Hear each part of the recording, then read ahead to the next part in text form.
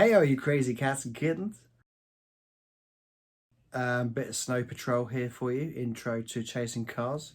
There's loads of videos on YouTube of this, but I thought I'd just show you anyway. And I've got loads of reverb, so. So we're going to start with our first finger on the 7th fret on the D string, and then third finger on the 9 on the G. And we're going to pick those two strings like this, look. Pick down, up, down, up, down, up, down, up. Alternate picking there.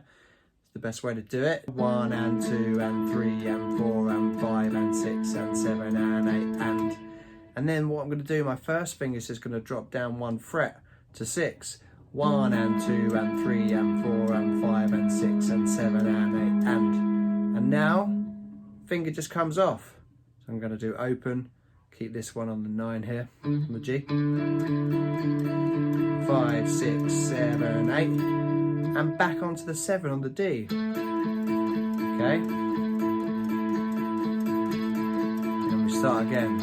6, 7, 8, 2, 3, 4, 5, 6, 7, 8, 2, 3, 4, 5, 6, 7, 8, 2, 3, 4, 5, 6, 7, 8.